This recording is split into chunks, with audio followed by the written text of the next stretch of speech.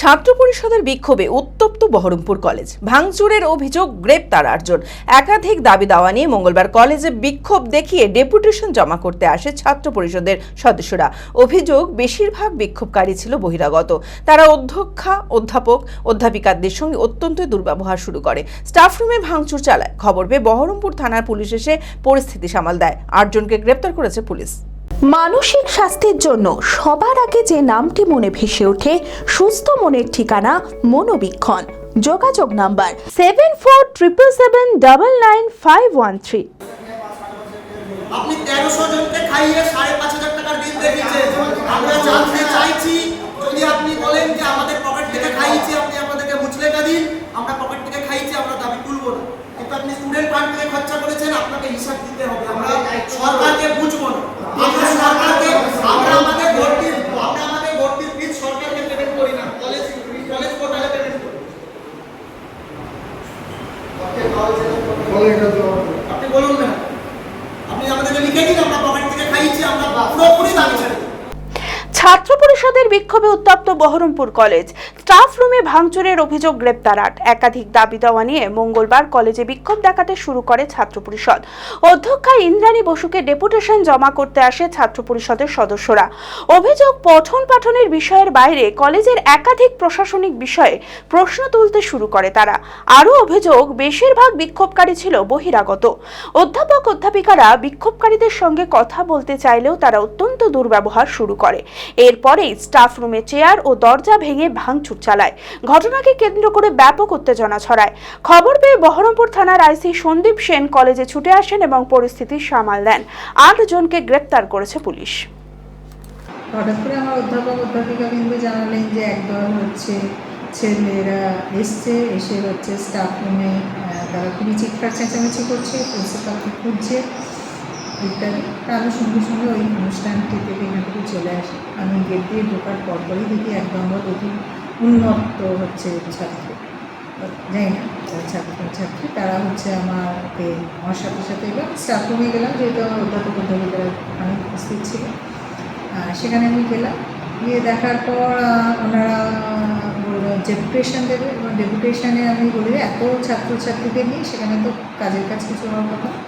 তাই জন্য আমি বলেছিলাম সেখানে 4 জন প্রতিনিধি আসো, একজন মহিলা, একজন ছাত্রী, একদল SC/ST কমিউনিটি, একজন মাইনরিটি কমিউনিটি, তারা আসো, আমি তাদের সাথে কথা বলবো। কিন্তু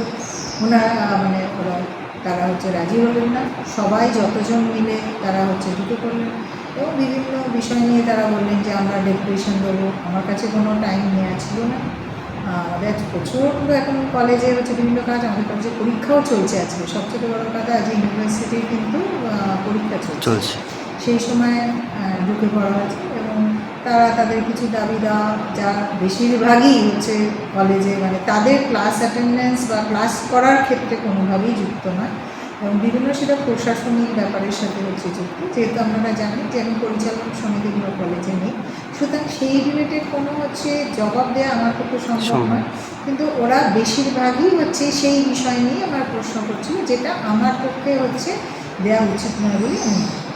তাও যেটুকু আমার আওতায় পড়ে আমি সেটুকু বলি। যে আমি বলেছি জিম একটা হয়েছে, আমি আসার আগে জিম নিয়ে আমি বলেছি আমরা জিমের লগবুক তৈরি করে করবো, কিন্তু সেটা টাইম লাগবে, যেহেতু এখন এইসব কাজগুলো চলছে। কিন্তু ওরা শুনতে চাইছিল না এবং প্রচণ্ড চিৎকার চেঁচামেচি। আমার অধ্যাপক অধ্যাপিকারা অত্যন্ত শান্ত মাথায়, তাদের যেরকম, যদি তাদের আচরণ ছাত্র সুলভ ছিল না, কিন্তু আমাদের অধ্যাপক অধ্যাপিকারা তারা তাদের শিক্ষকমূলক যে আচরণ, সেটা দিয়ে তাদের প্রচণ্ড অনেকবার শান্ত করার চেষ্টা করেছে, কিন্তু তাদেরকে করা যায়নি।